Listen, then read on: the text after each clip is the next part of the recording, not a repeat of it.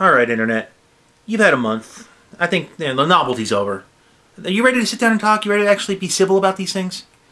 If not, if you just saw the title of this video and you're like, I'm going to go vent my spleen, go ahead and leave your nasty comment down below and just go ahead about your merry day. I don't want to waste any more of your precious time. But if you're here to actually, possibly open a discussion and try to figure things out and make things a little better, pull up a chair. Let's talk.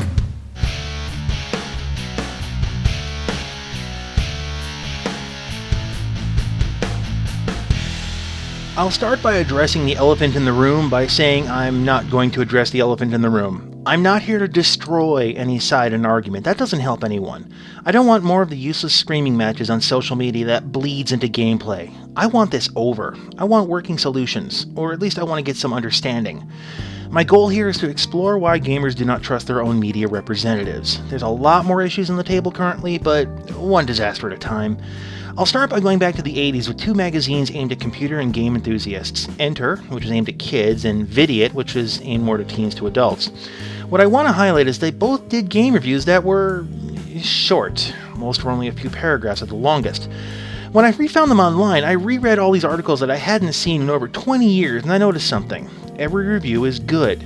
Even though trying too hard to be edgy, Vidiot had nothing but good things to say about all the games. Oh, actually, no, wait, they panned Miss Pac-Man for the Atari, but they said that this was awesome.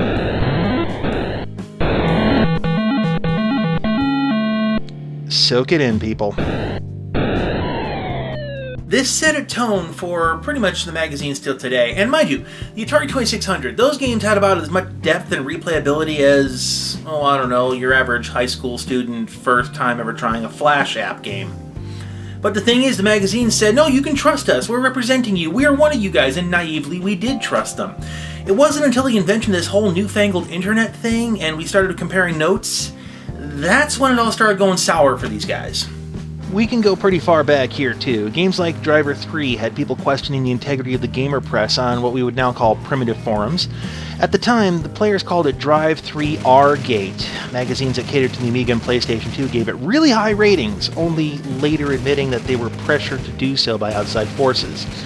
Or if you want something a little more recent, I'll just rapid fire a bunch at you. Let's see, 2007, Jeff Gerstmann. He released their negative review of McCain and Lynch. Sony threatens to pull their advertising, and Gerstmann was fired. 2011, EA sends questionnaires to video game sites to filter who's going to be allowed to review Battlefield 3. They only wanted reviewers that would give BF3 a positive spin. They later admitted it was an error. And of course, 2012's Dorito Gate. And I hate to say this, but this picture has come to symbolize gaming press in general. Jeff Keighley, respected journalist, flanked by blatant product placement. He has become a symbol that the game journalist is nothing but a PR mouthpiece. I don't think the game journalists have come to terms with this image, nor what it means to their audience. But here's the thing. I get it. Many years ago, a little backstory, I used to be a writer and a reporter for several paintball publications. Now, every time I bring up paintball, I can hear people saying, well, why even bring that up? It's not even gaming related, and you don't even play anymore. Look, you don't take 20 plus years of experience and chuck it out the window because you stopped doing something. Besides, this is relevant. Over a period of 12 or so years, I had literally written for almost every major publication that existed in paintball media. Now, because of that, I can give a little bit of insight. And before anybody asks, the footage that you're seeing here is just random stuff I pulled off of my archives. It's not a specific event that I'm talking about. I will keep this short. Suffice to say that several editors would regularly pressure me to write articles with a specific slant. If it didn't match what they wanted, the story was either highly edited or just spiked. Event coverage had to be glowing. Product reviews had to highlight more good than bad. Even how-to articles had to feature brand names or products they could push with the article. Hell, I've had verbal knockdown, drag-out fights with editors where I begged them, please let me live in your world where everything is puppies and rainbows. But in return for the conformity, I would get more work, and I would get bennies from these events and companies. On the rare occasion that a magazine would actually print a not-so-glowing review that I wrote, the industry made their displeasure known. In one case, an event promoter went as far as to call me on the phone, yell at me for 10 minutes, threatening to call every field within a 200-mile radius to have me banned. Most were a lot more subtle than that. Normally it would mean that I wouldn't be invited to play to the next event. If I wanted to go, I'd have to pay as a customer and not be press. Bridge burned? Check.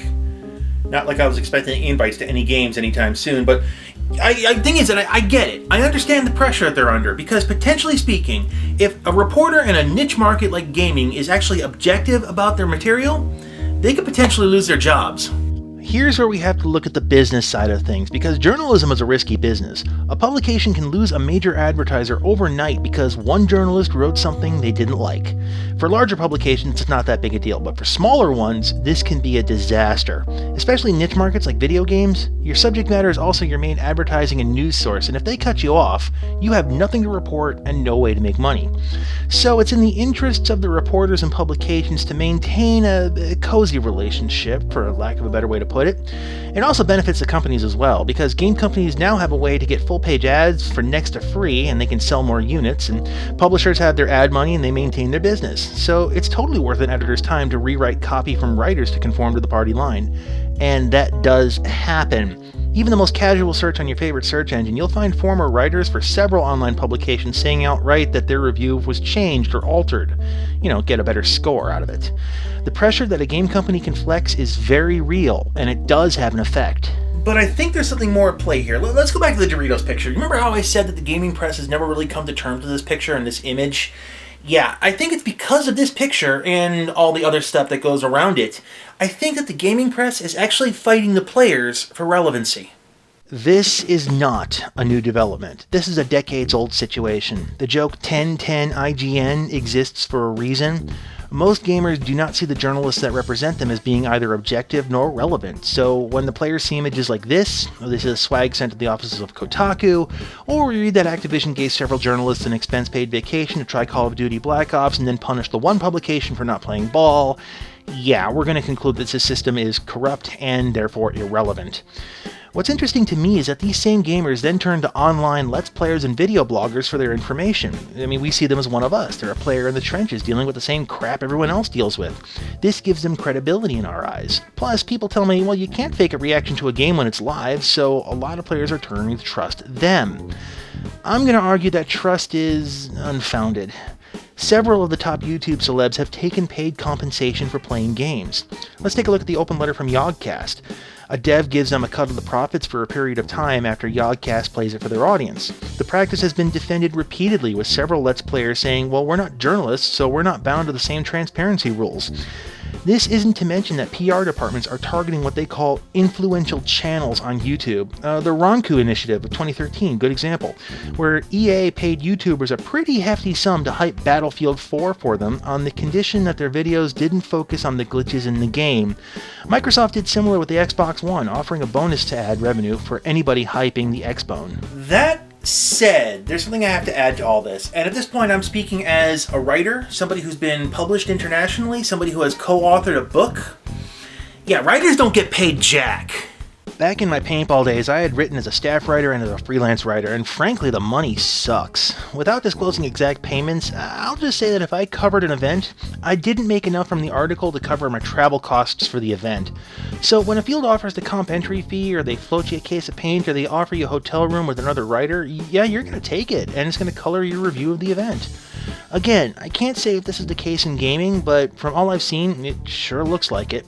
I did some articles for gaming blogs and I got snubbed for compensation or recognition, but even then the professional staff writers barely make it over the poverty line from what I've seen, and I can also speak from experience, making videos like this, they don't pay well either. Well, actually, if you pull in thousands of views, maybe it would pay, you might be able to buy food once in a while. So in that light, I fully understand why game journalists would be prone to paid bias. If you can live on a game journalist's salary, I for one would be amazed. I also understand their reactions to being called irrelevant because this is their livelihood at stake here, but as a gamer, I also understand why the perception is that the whole system is corrupt. Every review is positive, news is nothing more than press releases, and many so-called journalists have once or still work for the companies they're writing about. It must be totally bought and paid for, right? I also need to add one more thing too, that Occam's razor comes into effect here. It's possible that if a game journalist follows somebody on Twitter, they're just following them on Twitter. If they go to a PR event for a game release, they might be covering the event or the release. If they're having dinner with a game dev, they might just be hanging out with a friend. Not everything is a conspiracy. At the beginning of this, I said that I'm all about solutions, and I am, but the problem is that this problem is not going away anytime soon, nor is it just so simple you can wave a magic wand and make it vanish. As long as your main source of news is also your main source of revenue, yeah, you're always going to have that conflict of interest, and we're going to be able to see through that. That and the AAA companies and the gaming press have a really long way to go in order to regain the trust of the gamers they say they represent. Now, a lot of people are going to say, well, why would they need to get the respect? I mean, they're supposed to be the journalists. They're supposed to already have it. Well, it's kind of hard to say that you represent a bunch of people when they're not willing to stand behind you.